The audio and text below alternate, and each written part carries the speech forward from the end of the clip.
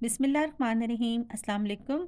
आज मैं आपके साथ नान खटाई की रेसिपी शेयर कर रही हूँ, जिसको आप घर पर बहुत ही आसानी के साथ बना सकते हैं। बहुत ही ज़बरदस्त और बहुत ही खस्ता बनकर तैयार होगी और इसको आप स्टोर भी कर सकते हैं। बहुत ही कम कॉस्ट में ज़्यादा सारी नान खटाई आज हम तैयार करेंगे। तो टाइम ज़ाया किए बिना हम चलते हैं रेसिपी की तरफ। बहुत ही मज़ेदार नान खटाई के लिए हमें चाहिए 3/4 कप घी। और 1 कप के अगर आप 4 हिस्से करें ना, उसमें से 3 हिस्से हमें घी चाहिए। घी को आपने हल्का-सा गरम कर लेना है, आपने ज़्यादा गरम नहीं करना, बस इस कंडीशन में घी होना चाहिए, मतलब पूरा पिघला हुआ भी नहीं होना चाहिए। और यहाँ पे मैं शामिल कर रही हूँ 1 कप पिसी हुई चीनी, और इस चीनी को भी मैंने इसी कप के साथ मेज़र किया है, जिस कप के साथ हमने घी को डाला था। तो उसके बाद चीनी शामिल करने के बाद हमने इसको अच्छे से मिक्स करना है। इसको इतना मिक्स करना है कि इसका कलर लाइट हो जाए और ये फ्लफ़ी हो जाए। अगर आपके पास इलेक्ट्रिक बीटर नहीं है, तो आप हैंड विस्कर का भी इस्तेमाल कर सकते हैं, या फिर किसी भी चीज़ के साथ आप इसको अच्छे से मिक्स कर लें। जब ये इस कंडीशन में आ जाएगी, तो उसके बाद हम इसमें कुछ और चीज़ें शामिल करेंगे। हम इसको बड़े बर्तन में शिफ्ट कर लेते हैं, ताकि जब हम और चीज़ें इसमें शामिल करें, तो बहुत ही आसानी के साथ हम मिक्सिंग कर सकें।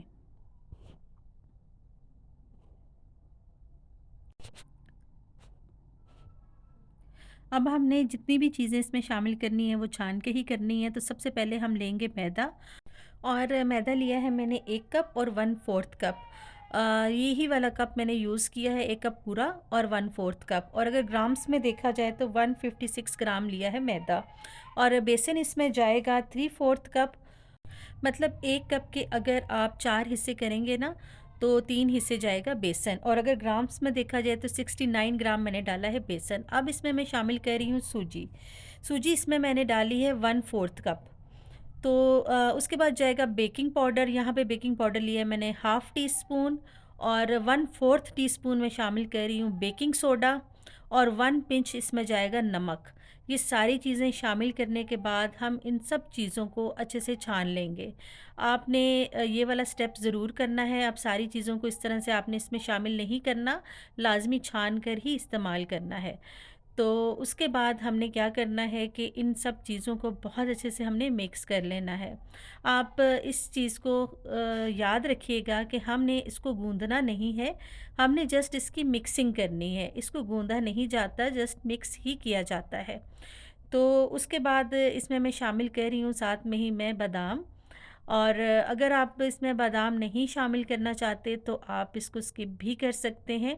बादाम डालने के बाद हम इन सब चीज़ों को बहुत अच्छे से मिक्स कर लेंगे कि इनकी बाइंडिंग बहुत अच्छी सी हो जाए। तो ये देखें, ये इस कंडीशन में आ गई है इसकी डो, बहुत अच्छे से सब मिक्स हो गया है। तो अब हम नान खटाई को तैयार कर सकते हैं। तो इसको आपने बस एक बॉल सी बना लेनी है। इसको बनाना बहुत ही आसान है, और हल्का से इसको प्रेस करें तो ये बन जाएगी। तो मैं आपको एक और बनाकर दिखा देती हूँ कि इस तरह से आपने इसकी बॉल बनानी है, और हल्का सा आपने इसको प्रेस करना है। ये रफ़ शेप में ही बनाई जाती हैं। तो इस तरह से हम सारी ही नान खटाई को तैयार कर लेंगे। अब बेकिंग ट्रे में फासले के साथ हमने इनको रखना है। बेकिंग ट्रे को मैंने ग्रीस नहीं किया, इसको ग्रीस करने की ज़रूरत नहीं होती, ना ही बटर पेपर रखने की ज़रूरत है, क्योंकि इसमें ऑलरेडी घी है, तो ये चिपकती नहीं है। तो इसी तरह से सारी ही नान खटाई को हमने तैयार कर लेना है। और आपने जब बेकिंग ट्रे में इसको रखना है, थोड़े से डिस्टेंस पे ही आपने रखना है, क्योंकि ये फूलती हैं और अपनी शेप लेती हैं। तो इस तरह सारी ही नान खटाई को मैंने बेकिंग ट्रे में इस तरह से सेट करके रख दिया था। और उसके बाद आपने एक अंडा ले लेना है। उसमें आपने शामिल करना है 1 टेबलस्पून दूध, और इन दोनों चीज़ों को बहुत अच्छे से फेंट लेना है। और इसको फेंटने के बाद हम सारी नान खटाई पे ब्रश की मदद से इसको लगा देंगे, जिससे बहुत ही खूबसूरत कलर आएगा। और आप एक और काम भी कर सकते हैं कि आप इसमें हल्का सा ऑरेंज कलर भी डालकर मिक्स करें, तो तब भी बहुत खूबसूरत कलर आएगा। और अगर आप अंडा इस्तेमाल ही नहीं करना चाहते, तो आप सिर्फ़ इसके ऊपर दूध भी लगा सकते हैं। तो ये बहुत सारी ऑप्शंस होती हैं, आप इसमें से चाहे कोई भी ऑप्शन यूज़ कर सकते हैं। तो उसके बाद हम बारीक कटे हुए बादाम इसके ऊपर लगा देंगे। और बादाम के अलावा अगर आप पिस्ता भी लगाना चाहते हैं, तो वो भी आप लगा सकते हैं। इससे ये बहुत ही खूबसूरत देखने में लगेंगी। तो सारी नान खटाइयों को इस तरह से हम तैयार कर लेंगे। और उसके बाद जब ये सारी ही रेडी हो जाएंगी तो उसके बाद हम इसको बेक करेंगे। आप ओवन के बगैर भी इसको बेक कर सकते हैं, पतीले में भी कर सकते हैं। इसका वही तरीका होता है कि पतीले को आप पहले प्री हीट करें, कोई भी स्टैंड रखें और उसको बेक कर लें। तो इसमें यहाँ पे मैं ओवन में बेक कर रही हूँ। आपने इनको 180 पे बेक करना है 20 मिनट के लिए। 10 मिनट के लिए आपने ओवन को प्री हीट करना है और आपने दोनों रॉड ऑन करने हैं ऊपर नीचे के। और 20 मिनट के बाद हम इसको चेक कर लेते हैं। और ये देखें माशाल्लाह से बहुत ही ज़बरदस्त हमारी नान खताई जो है वो तैयार हो गई है।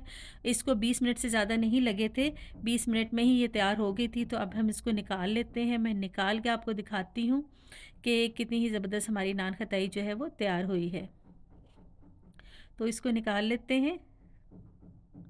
तो ये देखें जी माशाल्लाह से बहुत ही ज़बरदस्त, बहुत ही खस्ता हमारी नान खताई तैयार है। और ये देखें हमने बहुत ही कम चीज़ों के साथ, घर में मौजूद चीज़ों के साथ इसको हमने तैयार किया है और ढेर सारी नान खताई हमारी तैयार हो गई है। एक मैं आपको चेक करा लेती हूँ। और ये देखें जी माशाल्लाह से कितनी ज़बरदस्त बेक हुई है। नीचे से चेक करें, ऊपर से चेक करें और ये कितनी खस्ता तैयार हुई है। इसको पहले आपने ठंडा करना है, फिर आपने इसको चेक करना है। मैंने इस रेसिपी में आपको चीज़ों की जितनी क्वांटिटी बताई है आपने उतनी ही डालनी है, तो आपकी रेसिपी कभी भी ख़राब नहीं होगी। अगर आप फ़र्स्ट टाइम भी इस रेसिपी के साथ नान खताई को बनाएंगे ना, तो आपकी नान खताई बहुत ही ज़बरदस्त बनेगी और सबको बहुत पसंद भी आएगी।